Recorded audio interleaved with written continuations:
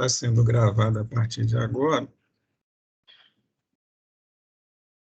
E bom dia de novo a todos vocês, sejam bem-vindos. Vamos à aula, que é a seguinte. Bem, gente, na semana passada, melhor dizendo, semana atrasada, vocês preencheram essa tabelinha aí, ó. Queria saber se está aparecendo aí. Tá, Chico? Ainda não chegou para mim, não. Deixa eu monitorar aí, que aí eu fico sabendo. Deixa eu fazer. Mas tá chegando, a tela ficou escura. Está querendo chegar, né, Francisco? É. Vão ficar... Não, agora apareceu, foi você. O que apareceu aí? Nada, né? Sua câmera, apareceu sua câmera, agora a câmera sumiu. E O Teams hoje está me querendo passar. aí, voltou a câmera. O Teams hoje está... Realmente, Chico, vamos lá, mais uma última vez aqui. Teams, ele diz o seguinte, se o operador não está bem afinado, não vai ser eu que vou ficar. Pronto. Beleza. Não está aparecendo nada. Aqui também não está aparecendo, não, Chico. Está compartilhando a tela? Vou compartilhar de novo aqui, ó. Só está aparecendo na minha cara. Eu não quero... E eu estou como apresentador normal aqui. Não sei por quê. Não. Vou fazer de novo. Compartilhando. Vai aparecer agora. Né? A internet aqui em casa está muito ruim. Pode ser que interfira em algo, tá, Chico? Bem, meninas, a coisa está com você aqui. Não quer mesmo, não. Vou compartilhar mais uma vez. Eu estou só repetindo o mesmo, né? Fazendo a mesma coisa. Pois é, mas tenta escolher então, em vez de tela, tenta escolher então o programa que você está querendo. Ele está aberto já, né? Tá. Experimenta escolher o programa que você quer compartilhar, só para ver se chega.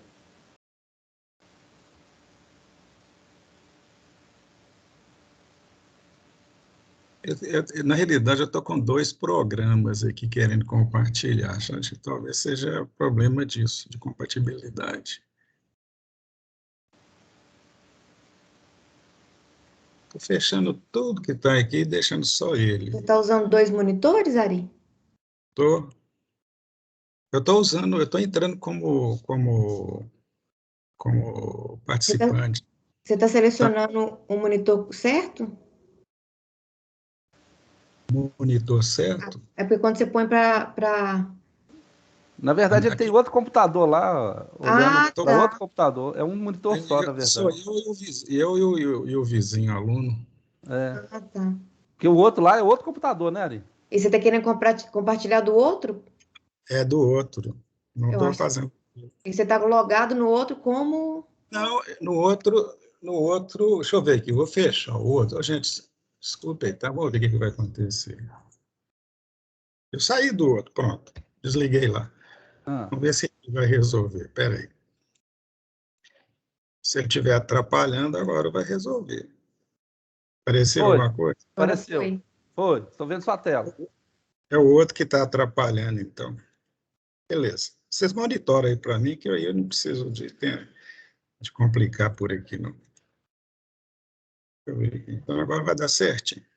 Tá, agora vai dar. Apareceu uma tabelinha agora, Chico? Apareceu. Beleza. Então, ela mesma. O computador que estava interferindo, eu devo ter entrado lá no outro, de algum outro modo. Uma vez eu fiz isso, eu fechei uma reunião da Daniele, mas isso foi nos velhos tempos, né, que a gente ainda não sabia navegar direito. Gente, então, voltando aqui, ó, é o seguinte, a aula de hoje ela é um pouco mais curta, então eu vou ter tempo para falar uma coisa que não tem nada a ver com a aula de hoje, sim, com a da anterior, a 2 semanas atrás.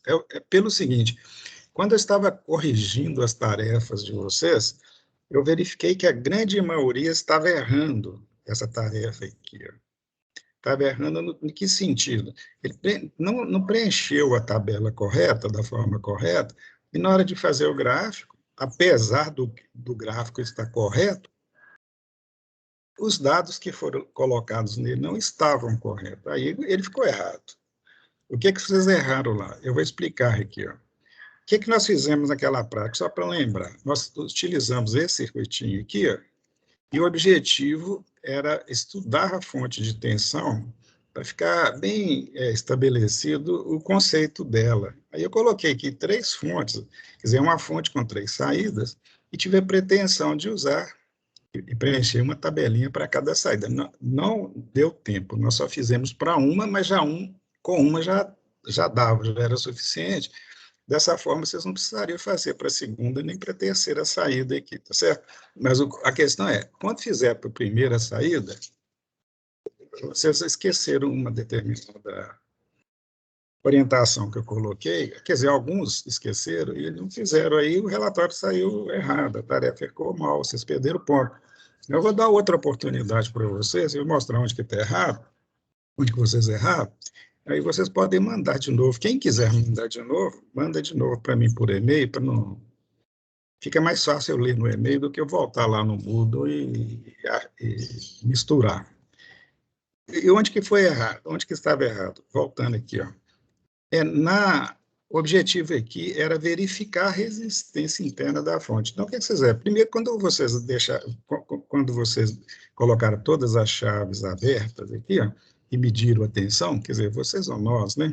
Nós verificamos esse valor aqui de tensão. Era a força eletromotriz da fonte, eu expliquei para vocês. E como todas as chaves estavam abertas, não tinha corrente e não tinha queda de tensão na resistência interna. Bem, a partir da hora que a gente fecha uma chave, seja qual delas, né, qualquer uma delas, eu colocava uma carga, e nesse caso passou a circular uma corrente, né, por uma determinada resistência, o medidor aqui indicou a corrente, lembrou bem? E aqui ó, ficou a tensão nos terminais da fonte. Para outras situações, por exemplo, a segunda chave fechada, é a mesma coisa, só que as cargas para cada chave fechada eram diferentes. Eu mostrei para vocês cada valor aqui. Aí, quando nós fomos lá para a tabelinha, nós tivemos todas essas situações, com todas as chaves abertas, qual que era a resistência da carga? Era infinito, coloca aqui, infinito. Qual que é a corrente? 0. E a tensão na fonte? Aqueles 90 que tem lá. Isso é a força eletromotriz que a fonte produz, lembram bem? E a resistência interna da fonte? Não há como calcular nessa coluna, por quê? Porque com todas as chaves abertas, não tinha corrente passando, eu não tinha como calcular a resistência interna. Já nas outras colunas, sim. Por exemplo, a chave 1 fechada, qual que é a resistência da carga? Aquele valor que eu mostrei para vocês. A corrente, o medidor indicou. Tensão na saída, o medidor indicou. E a resistência interna? Calcula-se. Como que se calcula a resistência interna? Vamos voltar lá. Ó. Digamos que eu fechei a chave 1 aqui, ó. Vou fechar outra chave que fica mais, digamos assim, digamos, de forma mais robusta. A palavra não é essa não, mas eu não achei a palavra, fica sendo essa mesmo. Olha aqui, o que aconteceu? Eu coloquei essa resistência, cujo valor eu já disse para vocês, que é 1K, a corrente ficou sendo, naquela situação específica que estava passando por aqui, 85,6, e a tensão na saída da fonte ficou 85,7. Como você calcula a resistência para essa situação e as outras todas? Você pega a força motriz, que no caso já verificamos que é 90 volts, subtrai a tensão que está na saída da fonte para aquela carga, para aquela chave fechada, o valor resultante é a queda de tensão interna na fonte, não é isso? Nós mostramos isso para vocês. Vocês vão pegar aquela queda, vocês deviam ter pegado aquela queda de tensão e dividido pela corrente. Isto é a resistência interna da fonte. Fazendo isso para todas as posições de chave, isto é, preenchendo a tabela, vocês têm como calcular as resistências internas da fonte para vários valores de corrente. Aí vamos fazer um gráfico, fizeram o gráfico, né? Só que não deu o gráfico certo, porque os valores não estavam corretos. Então, faço agora de novo o gráfico, de uma forma correta aqui, que vocês vão colocar os valores das correntes que foram medidos lá, que nós medimos, e aqui as resistências calculadas. Vocês vão ver que vai dar uma linha reta. Por que dar uma linha reta? Porque a resistência daquela fonte que está lá dentro, ela é constante, independente da corrente. As resistências internas de fonte, gente, elas podem ser constantes ou não, depende da fonte.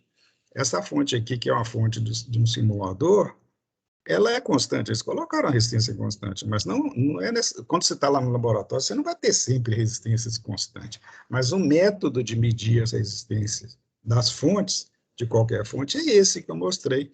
E importa é esse método. O objetivo daquele ponto da prática é você medir a resistência interna da fonte, né? E a resistência interna da fonte depende da fonte. Tem fonte que é, por exemplo, a bateria, né? Imagina uma bateria. A resistência interna de uma bateria, ela não é constante, não. Ela depende, inclusive, da quantidade de cargas que está dentro da bateria. Uma bateria novinha, em folha ou plenamente carregada, tem uma resistência interna baixa. À medida que ela vai descarregando ou envelhecendo, a resistência vai variando. Só que ali a resistência está variando não é com a corrente, está variando é com a carga, com o carregamento da bateria. Para cada tipo de carregamento, você tem uma resistência. Mesmo assim, você vai querer saber, às vezes, que para uma certa vida útil da bateria, vida útil não, a quantidade de carga momentânea na bateria, a resistência dela é constante. Quando a gente fala se a resistência é constante, eu estou me referindo se ela é constante quando eu vario a corrente, não quando eu vario o carregamento ou não da bateria. E muitas vezes no laboratório a gente quer saber o comportamento da resistência interna da fonte em relação à corrente que ela está fornecendo. Aliás, isso é muito comum, é o mais comum. Tem muitas fontes, tem fontes eletrônicas, né, chamada de fontes estabilizadas. O que é uma fonte estabilizada? É uma fonte que fornece um valor determinado de tensão, independente da corrente. Entendeu? Quando você tem isso, essa situação, você imagina que ela não tem resistência interna. Por quê? Porque mesmo corrente zero, qualquer outro valor diferente de zero, né, a tensão não modifica. Só que isso é uma situação ideal. Não existe uma fonte estabilizada, totalmente estabilizada. Ela tem um nível de estabilidade. E, às vezes, você quer saber esse nível de estabilidade. Aí você quer saber a real resistência interna da fonte. Ela é zero ou muito baixa? Ela varia a corrente? Aí você faz esse tipo de teste que nós fizemos na aula passada. Você mede a tensão da fonte sem carga, chama tensão a vazio. Depois você coloca uma carga, verifica qual é a corrente que está circulando. Quando a gente coloca carga numa fonte, eu estou querendo dizer que eu estou fazendo a fonte induzir ou produzir corrente num circuito. Carga significa isso, é carregar a fonte, entendeu? Carregar significa fazer ela promover corrente num circuito. Então, para um certo valor de corrente, a tensão vai ser X, né? Nessa aquela tensão, faz a subtração desse valor em relação ao valor sem corrente, calcula a resistência. Vocês vão ver se a resistência é baixa ou alta, mas é o que você precisa saber. Um transformador, por exemplo, um transformador é uma fonte de tensão, ele vai fornecer uma tensão alternada por um circuito. Qual que é o comportamento daquela tensão em relação à corrente que aquele transformador está fornecendo, que aquela fonte chamada transformador está fornecendo? Você tem que saber, muitas vezes você precisa saber. Como é que você mede? O método é o mesmo. Entendeu? Então, meu objetivo naquela prática era você fazer isso, medir, aprender a medir, ou se habituar a medir, né? E, complementarmente, faça um gráfico. Qual gráfico? Um gráfico que relaciona a resistência que você está medindo com a corrente. Aí você fica sabendo se aquela fonte de tensão tem uma resistência baixinha, alta ou constante com a corrente. Então, são dados do equipamento que você está usando. Esse é o objetivo da prática. Tá legal? Era isso que eu queria completar, tendo como base os relatórios ou as tarefas que eu já corrigi. Bem, então agora nós vamos dar um pulo. Eu vou passar agora desculpe aí, deixa eu fechar esse simulador aqui e vou abrir o outro. Vou entrar na aula de hoje. Então, agora a aula é de hoje, tá, gente? Beleza? Tem um microfone aí que está gripado, não tem, Chico? Tem, alguém está esbarrando em alguma coisa. É do Eric. Está gripado, ele está assim, Ah, ele cortou. beleza. Parece que ele está com o nariz meio, meio com problema. Agora tá bom, obrigado, tá? Então vamos ao assunto de hoje, que é esse aí, tá, meninos? Antes de entrar nele, como sempre eu gosto de fazer, digamos assim, uma justificativa por que daquele assunto.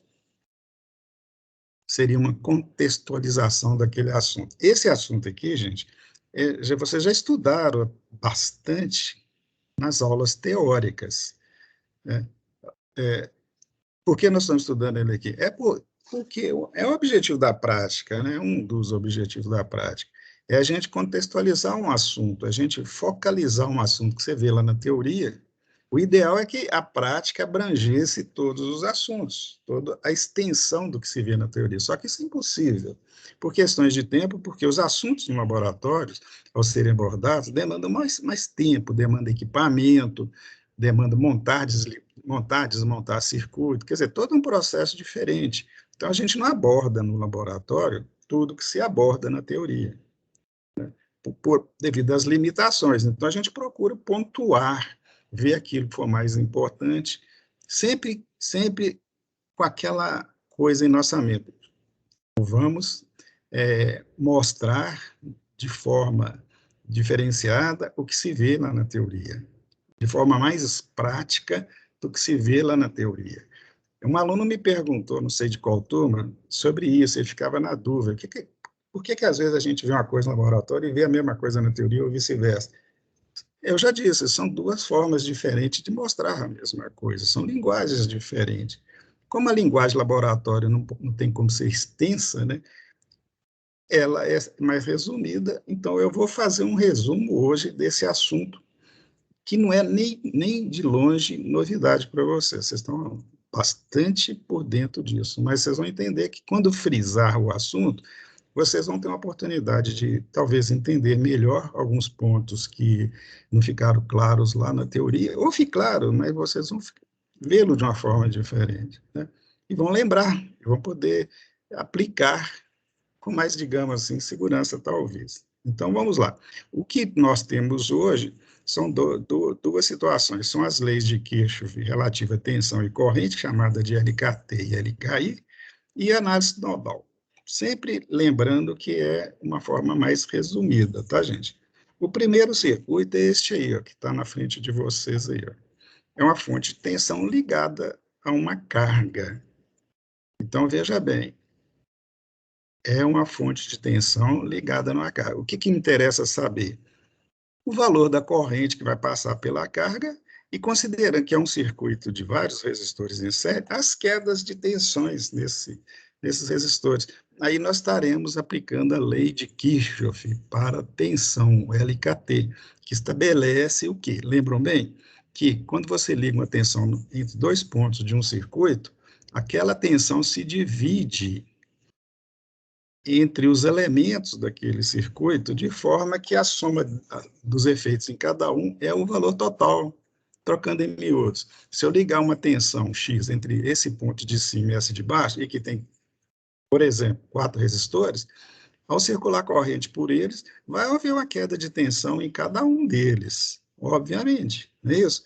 E a soma de todas as quedas de tensão é igual à tensão aplicada. O macete é usar essa expressão aqui. Deixa eu tirar uma venda aqui. Ó. É usar essa expressão aí. Ó.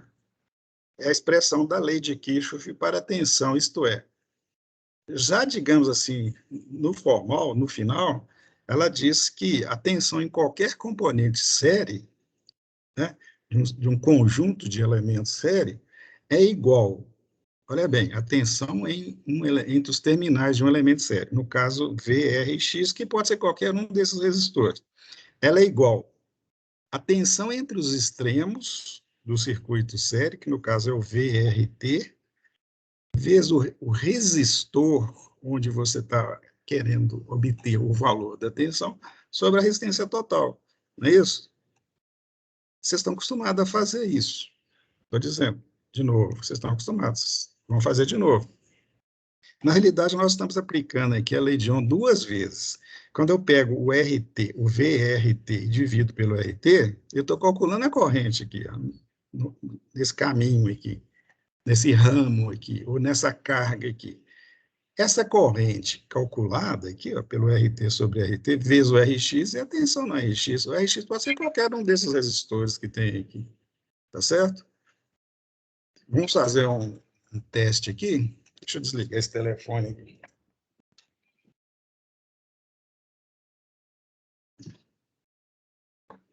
Telemarketing é um mal social, toda hora liga. Já calcularam? Não, né? Então vamos calcular. Nós temos aqui 1K, 3K3, 4K7 e 6K8. O RT é a soma desses 4 resistores, que dá 15,8. Então, pegando a tensão aqui, que é 80,05, e dividindo pelo RT, vai dar uma corrente, que é multiplicado pelo valor, no caso específico, 4K7, desses 24. Se vocês quiserem testar isso aí, tirar a prova, é só fazer, tá? Pega lá 80,8 dividido por 15,8 e multiplica por 4K7. Dá esse valor aqui, arredondado, obviamente. Eu coloquei isso dessa forma para recomendar você sempre usar essa relação aqui, que já ganha muito tempo. Se eu estivesse considerando a tensão entre dois outros pontos diferentes, não nos extremos, é a mesma história, tá? Por exemplo, se a ponta do multímetro tivesse aqui embaixo, aqui nesse meio aqui, ele estaria indicando uma tensão que, dividida agora só pelos 3 resistores aqui, né, o RT passaria a ser menor, daria uma certa corrente que, multiplicado por qualquer um dos resistores restantes, exceto o R1, daria a tensão naquele componente. Nada novo, né? Nada, como eu disse, fora que você já viu da teoria, tá? Essa nova prática aqui é a mesma, é mais do mesmo. Eu só mudei a fonte aqui, passou a ser uma fonte de 7, os resistores foram os mesmos, e aqui eu estou medindo a tensão em 2 resistores. Esse voltímetro aqui está dizendo que a tensão é de 7, 7 sobre 15,8, vezes esse R4 da a tensão desse voltímetro aqui, vamos ver quanto que é. Na escala de 20, 3,01, e o outro, 1,46. Nada complicado para vocês que já estão acostumados a fazer. Beleza? Esse caso aqui é semelhante, eu vou pular. Agora vamos ao segundo ponto da aula de hoje, que é o LKI, Lei de Kirchhoff para corrente.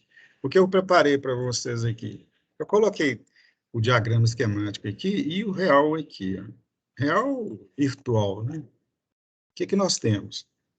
Nós temos aqui 3 fontes de corrente ligadas num terminal comum, e os outros 3 terminais fluindo também para um terminal comum. Esse ponto aqui é chamado de nó. Isso? O que é nó? Nó é um ponto para o qual fluem, ou do qual fluem correntes. Diferentemente de tensão, né, gente? Tensão é circuito série. Não tem razão de ser falar tensão num ponto só. Tensão é diferença de potencial. Então, quando eu estou me referindo à primeira lei de Kirchhoff, eu estou aplicando aquilo entre 2 pontos, e pode ter ali X resistores ou X elementos ali. Mas quando se trata de corrente, a corrente ela flui no circuito, ou para um ponto, ou para outro ponto, ou para o mesmo ponto, podem fluir várias correntes. Daí o conceito de nó. Nó é um ponto para onde flui corrente, ou de onde saem corrente. Aí vai depender do sentido. Para simplificar, eu coloquei fonte de corrente aqui, ó, porque eu estou trabalhando com corrente, para que eu vou preocupar com tensão, resistência em série? Eu estou preocupando com corrente, fica mais simples para mim. E pelos símbolos que estão aqui, ó, são 3 fontes de corrente que estão no mesmo sentido, cara. A seta está indicando. E todas elas são do mesmo valor. Aí eu pensei, podia ser valor diferente. Por que eu pus 1 miliampere para todos? Só por questão de preguiça mesmo. Na hora de elaborar a fonte aqui, eu elaborei uma e repliquei, né? Bem, o que eu tenho, obviamente, a partir disso é que está entrando nesse nó 1 miliampere, mais 1 miliampere e mais 1 miliampere. Se uma dessas setas, ou duas delas, estivessem invertidas, elas deveriam ser consideradas saindo do nó. Entrou no nó ou saiu do nó. Aqui estão entrando 3 correntes de 1 miliampere no nó. Portanto, eu sei que no nó vai passar 3 miliamperes. É o que eu quero mostrar nessa nova situação aqui, que agora eu liguei o medidor. Antes os medidores estavam desligados. Só que eu liguei, só para frisar mais para vocês, um medidor num ramo só, num elemento só, porque não tinha espaço aqui para desenhar muito o medidor, então eu optei de usar só 2 e coloquei um aqui para medir a corrente, ou comprovar, né, o valor da corrente que está entrando por aqui, ó. Esse outro medidor, o segundo, da direita, ele vai medir a corrente total. Então, o primeiro medidor, né, tem que medir, tem que indicar para mim 1 miliampere, e o outro 3. Ó. Lembram bem que se eu invertesse uma das fontes, ou as duas, os valores ficariam subtraídos. Aqui é só para mostrar para vocês, gente, 2 coisas. Uma é que as correntes vão fluir. Está fluindo, está comprovada. 1 miliampere entrou, mais 1 miliampere, 2 miliamperes, mais 1 miliampere, 3. É o que o aparelho está indicando. Também nada novo para vocês. Não é isso? A questão que eu queria mostrar, a segunda coisa, é o seguinte.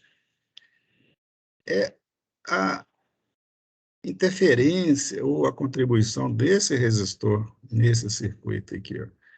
Vamos modificar o valor dele. Observe que tem um resistor de 10 ohms aqui.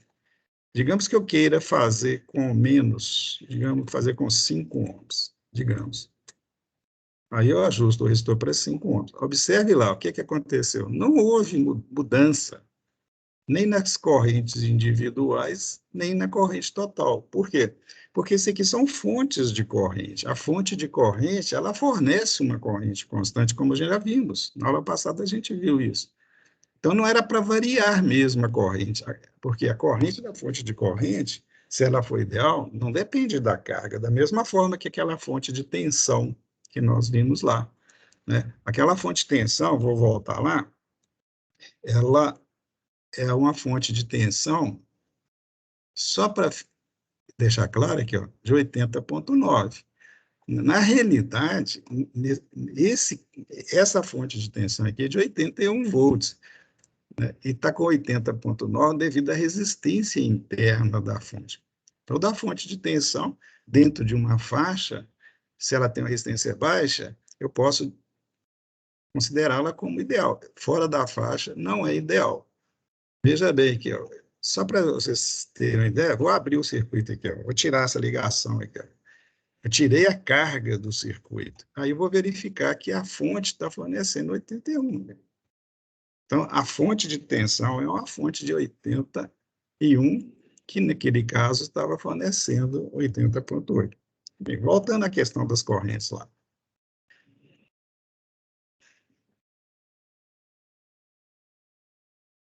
Está aí, ó. Como eu estava dizendo, a fonte de corrente, ela só tem a garantia de ser ideal até certo valor do resistor, de carga dela. Né? Vou colocar menor para vocês verem aqui. Ó. Continua constante lá. E se eu fizer o contrário, eu aumentar a resistência? Eu vou fazer isso, só para vocês aproveitarem a característica do laboratório e a gente puder conversar sobre isso. Aumentei a resistência de carga. O que aconteceu? Olha lá. Já teve uma variação pequeniníssima, mas teve. É igual aquela fonte de tensão.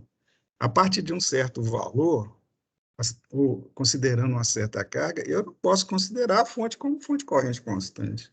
Tá certo? Na realidade, o que houve aqui é uma variação tão pequena que a soma delas não mudou. Na realidade, mudou, é que arredondou. Né? entendeu?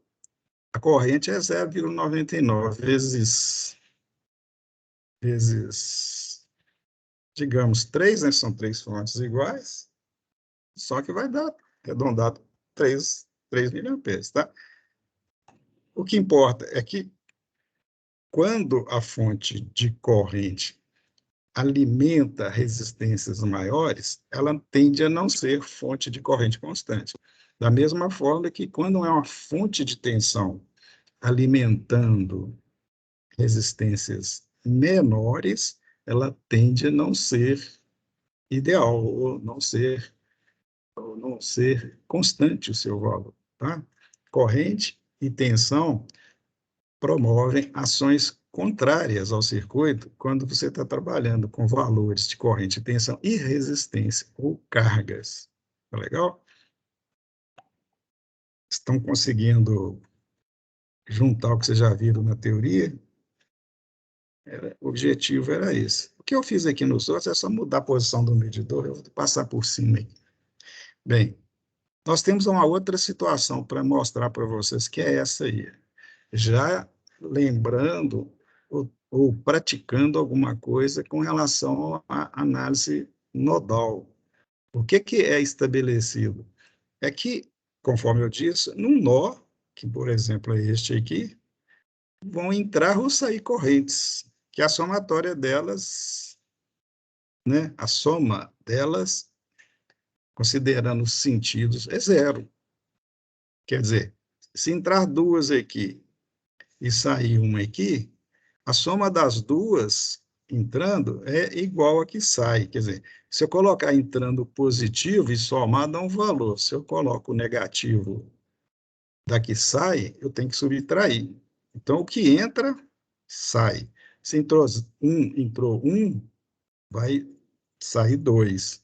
Então, 1 mais 1, 2, menos 2, 0. Então, a teoria diz isso, que o somatório das correntes, considerando seus sentidos, dá um valor nulo. Não é isso que vocês aprenderam lá?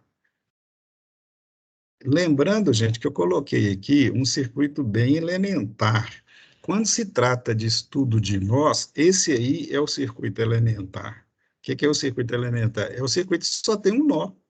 Quer dizer, na realidade tem dois, mas tem o de cima e de baixo, mas a gente considera um, porque é sempre assim, o número de nós que a gente considera no circuito, geralmente é um número total menos um, porque o nó ele é contado, ele poderia ser contado duas vezes, né? Porque a corrente entra num nó e sai no outro nó.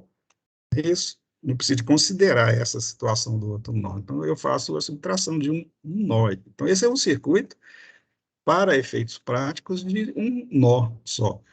E é o elementar, porque só tem um nó. Outros circuitos não elementares terão, obviamente, mais de um nó, né? E por que eu estou usando de um nó? É porque eu estou mostrando o elementar. Eu não quero colocar aqui para vocês um circuito mais elaborado, como na teoria normalmente é feito, de vários nós, né? Porque vai complicar a minha vida aqui. Eu não vou colocar para mostrar uma simples coisa, focalizar num simples ponto, um circuito mais elaborado. Porque corre o risco de. Corre o risco, não, vai acontecer de eu tirar o foco, né? O foco meu é o que eu vou mostrar aqui nesse caso básico.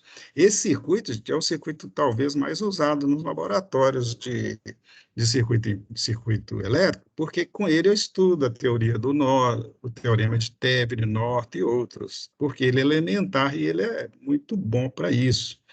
Para fontes de corrente, para fontes de tensão contínuas, alternadas, o circuito é o mesmo, as situações que são diferentes e os focos também. Se eu estou estudando uma lei ou um teorema diferentes, que são diferentes, beleza? Então, o que nós temos aqui? Nós temos aqui duas, digamos assim, duas malhas, a da esquerda e a da direita. A malha da esquerda, eu estou circulando aqui, ó, ela é constituída por uma fonte de corrente de 1 miliampere e um resistor aqui, ó, de 10 ohms, beleza? A outra da direita é constituída por quê? Uma fonte de tensão, que no caso é uma pilha simples, e dois resistores, este e este aqui. A corrente que vai circular nessa malha aqui, ó, não é interferida por essa malha. Por que que não é? Porque essa malha aqui, que é uma fonte de corrente, tem uma resistência infinita, porque a fonte de corrente, ela tem uma resistência tão grande que eu posso considerar infinita. Então, se essa fonte, ao olhar para cá, ela só vê esse caminho aqui, ó. Ela não vê caminho para o lado de cá. Então, para calcular a corrente que vai passar nessa malha aqui, ó, eu posso simplesmente usar aquilo que você já sabe, o teorema de divisão de tensão, que nós vimos antes, no início dessa aula aqui. Eu pego a tensão da fonte, o VT, que eu vou chamar assim, dividir pela soma dos resistores, vocês lembram? E multiplicar pelo resistor, que eu quero saber a tensão. Aí eu tenho essa tensão. Ou então pego, e também posso pegar essa tensão calculada e dividir pelo valor da resistência aqui, ó, e saber qual que é o valor do I3. O I3. A conclusão que deve fechar nisso aí, que a I3 é a soma das duas outras correntes. Se você quiser calcular de outra forma, existe outra forma, que é essa aqui, ó, que normalmente a gente usa nos cálculos de aplicação da teoria nodal, essa aqui, ó. Montar os sisteminhas de equação. Nesse caso aqui, o que nós estamos mostrando aqui? Ó? Eu estou querendo calcular a corrente nessa malha aqui, ó, que é o I3. Tá? Que é o I3. A corrente que vai passar aqui, ó. I2 passa aqui, soma com o I1 aqui, é o I3. Na realidade, é o I2 e o I3. O que eu fiz aqui? Ó? Eu sei que... Veja essa equaçãozinha aqui, ó.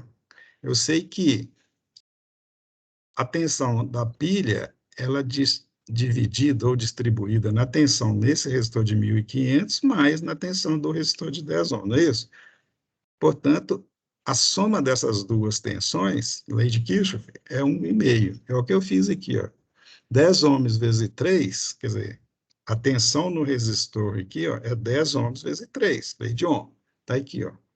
Mais a tensão nesse resistor, que é I2 vezes 1.500, é igual a pilha, é igual a fonte. Está aqui, ó. Eu tenho também que, pela teoria dos nós, que 3 é 1 mais I2. Que 3 está saindo é igual às duas que entram, em 1 mais I2. Bem, é só substituir. O que eu fiz aqui é algebrismo, substituir os valores aqui, ó. E resolvi as equações, eu não vou ficar resolvendo por vocês, que aí vocês vão me xingar. Cheguei à conclusão que I2 é 0,986, passando aqui. Beleza?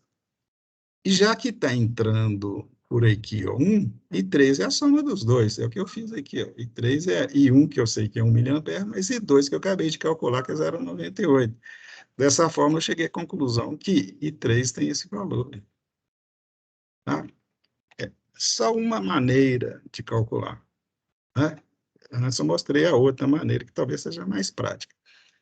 Simulando ou comprovando, está aí os valores. 1 mA, 0,98 e 1. O interessante, gente, que eu posso complementar o que nós falamos aqui, é que tanto observando essa malha aqui, ó, quanto essa outra, eu posso imaginar que são ambas constituídas por fontes de corrente. A malha da direita aqui é uma fonte de corrente que está sendo ligada aqui, ó. Por que eu posso considerar isso? Ou até que ponto eu posso considerar isso? É que fonte de corrente é um circuito que garante que, ao ser ligado numa carga, a corrente não se altera quando eu variar o valor da carga.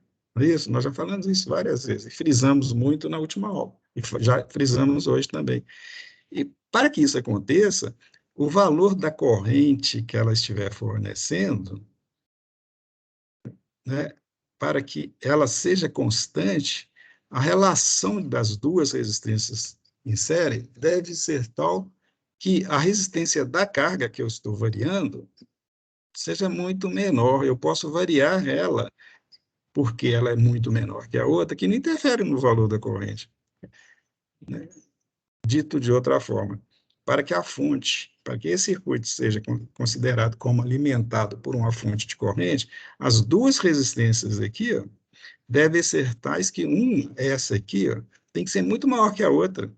Por quê? Porque a corrente que vai circular aqui vai ser sempre igual ao valor da fonte dividido pela soma das duas. Para que essazinha aqui, ó, essa pequenininha aqui, não interfira, ou não seja relevante, na hora que você está somando com a outra, ela tem que ser muito menor que a outra. Tipo assim, no mínimo 100 vezes menor, no mínimo. Quanto maior a relação, melhor. Porque aí, quando eu estiver variando o valor dela, né, na soma, aquela variação, ela, né, com os novos valores, se tornaram irrelevantes. São irrelevantes e continuaram irrelevantes. Entendeu? E é o caso ali, aqui, ó. Eu tenho uma resistência de 10 ohms em série com 1.500. Na hora que eu for calcular a corrente, nessas expressões que eu coloquei aqui, ó, né, na soma das resistências aqui para calcular a corrente, o que é 10 ohms perto de 1.500? Nada. Então, é uma fonte de corrente. Eu posso variar aqui, ó, como eu vou mostrar para vocês. Opa, eu vou variar essa resistência aqui para você, porque a corrente lá não vai variar. Conforme, acho que eu até fizemos isso aqui, se não me engano. Vou fazer de novo. Ó, a corrente variou. Pode ser que tenha variado de uma forma assim, desprezível, mas não foi muito pequena a variação. Tá? Normalmente, sempre varia, tá, gente? Mas essa variação se torna cada vez mais, mais irrelevante, quer dizer, mais desprezível, quanto a relação for maior ainda. Então, tinha uma resistência aqui de 10 ohms. De repente, eu coloquei zero, quer dizer, em termos relativos, foi uma grande variação, né? Porque era um valor 10, agora é zero. Zero, de zero a qualquer valor, é uma variação infinita, né? E a corrente que era, se não me engano, era 98, aqui, 1,98, passou para 1,99. Está nas faixas dos arredondamentos. Quer dizer, é uma fonte de corrente que eu variei a carga e a corrente praticamente não variou, é uma fonte de corrente. Entendeu? Duas fontes de corrente de um lado, uma de um lado, outra do outro. A resistência vista nessa malha aqui, ó, pode ser considerada infinita, assim como a resistência vista nessa malha aqui pode ser considerada infinita. Por quê? Porque dentro da fonte aqui tem uma resistência muito maior do que essas aqui. Ó. Então, é fonte de corrente. A pergunta é, vocês absorveram isso aí, entenderam? Conseguiram, digamos,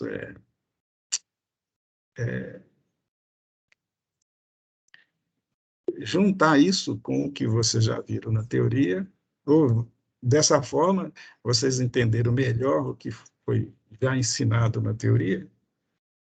Porque o assunto de hoje era este aqui, eu não quis complicar a aula de hoje. Tranquilo? Alguma pergunta a fazer? Não, tranquilo. Luciana, que é a professora da teoria, você quer aproveitar e complementar alguma coisa, Lu? Não, nada a complementar, não. Então, tá bom. Ô, gente, então é isso aí. Nós vamos terminar um minutinho mais cedo, porque o assunto era mais curto mesmo. Esquece de fazer chamada não, peraí. Eu vou parar a primeira gravação. Parei.